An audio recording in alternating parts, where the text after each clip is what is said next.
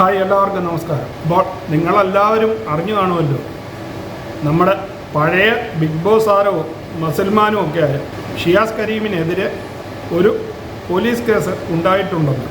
65 ലക്ഷം രൂപ തട്ടിയെടുത്തെന്നും ലൈംഗികമായി തന്നെ ചൂഷണം ചെയ്യുന്നു എന്നുമുള്ള ഒരു യുവതിയുടെ പരാതിയിലാണ് കൊച്ചി പാലാരിവട്ടം പോലീസ് ഇപ്പോൾ കേസെടുത്തിരിക്കുന്നു. കൊച്ചിയിൽ ഒരു ജിംനേഷ്യം തുടങ്ങാൻ, കോഴിക്കോട്ട് മറ്റൊരു പ്രോപ്പർട്ടി വാങ്ങാൻ, അങ്ങനെ പല തവണയായിട്ട് പണം വാങ്ങിച്ചു.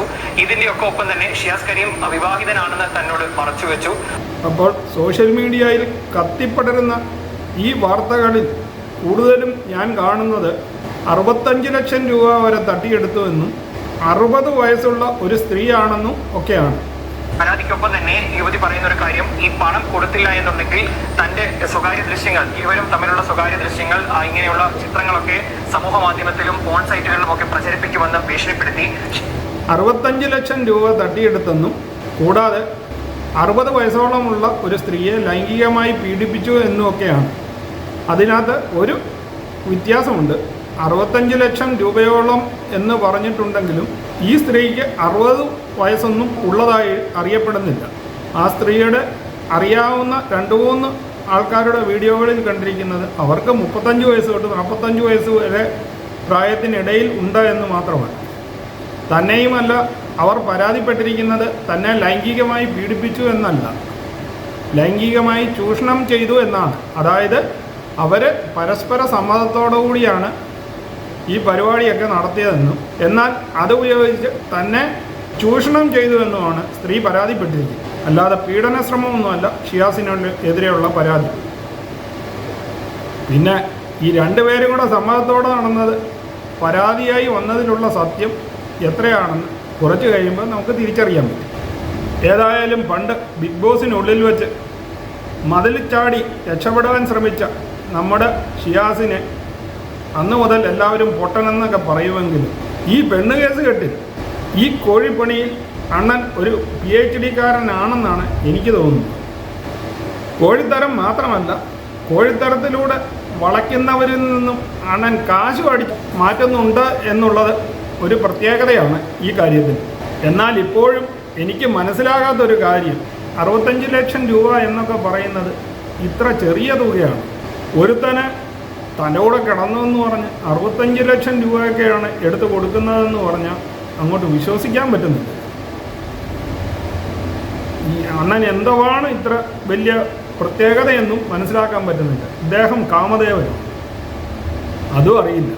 ഇതിൽ ഏറ്റവും വലിയൊരു കാര്യം എന്ന് പറഞ്ഞു കഴിഞ്ഞാൽ, ഓക്കെ, ചേച്ചി ചെറുപ്പമാണ്, ഇദ്ദേഹം കല്യാണമൊക്കെ കഴിക്കാത്ത പുള്ളിയാണെങ്കിൽ ഇദ്ദേഹത്തിനെ നാളെ കല്യാണം കഴിക്കാം എന്നൊക്കെ പറഞ്ഞ് അങ്ങ് വിശ്വസിച്ച് അണ്ണന് വാരിക്കോരി കൊടുത്തതാണോ എന്ന് വിചാരിച്ചാൽ ഇദ്ദേഹം കല്യാണമൊക്കെ കഴിഞ്ഞ് 2-3 വർഷവും കൂടെ ആയി.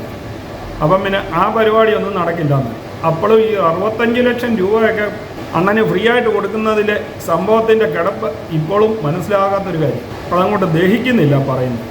പിന്നെ വേറൊരു കാര്യമേ ഉള്ളൂ, അണ്ണൻ്റെ ജിം ബോഡി ഫിഗറും ഒക്കെ കണ്ട് ചേച്ചിക്ക് ഭ്രാന്തായി, ചേച്ചി അതിൽ വീണ് പോയതാണോ? അങ്ങനെ നമ്മൾ ചിന്തിക്കുകയാണെങ്കിൽ വേറൊരു കാര്യം കൂടി പറയാനുണ്ട്. കഴിഞ്ഞ ദിവസങ്ങളിൽ ഞാൻ തന്നെ ഇട്ട വീഡിയോകളിൽ വൈകുന്നേരം സബ്സ്ക്രിപ്ഷനിലൂടെ 300, 150, 200 ഒക്കെ രൂപ കൊടുത്ത് നൈറ്റിൽ വരുമ്പോൾ തുണിപൊക്കി കാണിക്കുന്ന ആ ചേച്ചിമാരുടെ ഒരു പുരുഷവേഷം തന്നെയല്ലേ ഈ ഷിയാസണ്ണന്? നമ്മൾ സ്ത്രീകളെ മാത്രമായിട്ട് പറഞ്ഞിരുന്ന സമയത്താണ് ഈ വിധ കലാപരിപാടി. കാരണം അവർ തുണിപൊക്കി കാണിക്കാൻ 150 രൂപ കൊടുക്കാൻ തയ്യാറാവുന്ന ഞരമ്പന്മാരെക്കുറിച്ച് നമ്മൾ അതിൽ പറഞ്ഞിരുന്നു. അതേമാതിരി തന്നെ അണ്ണൻ്റെ ബോഡി ഫിഗറും അണ്ണനെയൊക്കെ ഒന്ന് കാണാൻ ലക്ഷങ്ങൾ കൊടുക്കുന്ന ചേച്ചിമാരും ഉണ്ടെന്ന് ഈ വീഡിയോ കാണുമ്പോൾ നമുക്ക് മനസ്സിലാവും. അതായത് സബ്സ്ക്രിപ്ഷനിലൂടെ കാശ് മുടക്കി വൈകുന്നേരങ്ങളിൽ ചേച്ചിമാരുടെ തുണിപോക്ക് കാണാൻ എത്തുന്ന ഞരമ്പന്മാരെക്കുറിച്ച് പറഞ്ഞതിൻ്റെ ഒരു ഫീമെയിൽ വേർഷനാണ് ഇപ്പോൾ ഈ കാണുന്ന ചേച്ചി. അതായത് ഒരു ഞരമ്പി. ഇങ്ങനെയുള്ള ഞരമ്പിമാരുണ്ടെങ്കിൽ ഇങ്ങനെയുള്ള സബ്സ്ക്രിപ്ഷൻകാരുടെ എണ്ണം കേരളത്തിൽ ഉണ്ടാവുമെന്ന് നമുക്ക് നോക്കി അറിയേണ്ട കാര്യമാണ്. പക്ഷേ ഇതിലൊരു വ്യത്യാസമുള്ളത്, ഇങ്ങനെയുള്ള ഞരമ്പിമാരുടെ കാശും ശരീരവും പിന്നെ ഫുഡും ഒക്കെ ലക്ഷക്കണക്കിനാണ് വാരി കൊടുക്കുന്നതെന്ന് കാണുമ്പോഴാണ് നമുക്ക് പിടികിട്ടാത്തത്. മറ്റേത് വല്ല ബംഗാളികളോ കൗമാരക്കാരോ 159ഉം 299 ഒക്കെ അടച്ചാണ് സബ്സ്ക്രിപ്ഷൻ നേടുന്നത്. ഇത് ലക്ഷങ്ങൾ കൊടുത്തിട്ടാണ് ഇവർ കാര്യം സാധിക്കുന്നത്. അതുതന്നെയാണ് പുരുഷ സബ്സ്ക്രിപ്ഷനും സ്ത്രീയുടെ സബ്സ്ക്രിപ്ഷനും തമ്മിലുള്ള വ്യത്യാസമെന്ന് എനിക്ക് തോന്നുന്നു. അതായത് ഇപ്പം കേസ് കൊടുത്ത ചേച്ചിയെ കൊണ്ടുള്ളവരാണ് ഇങ്ങനെയുള്ള ഷിയാസന്മാരെ കൊണ്ടുള്ളവരുടെ സബ്സ്ക്രിപ്ഷൻ ചേച്ചിമാർ.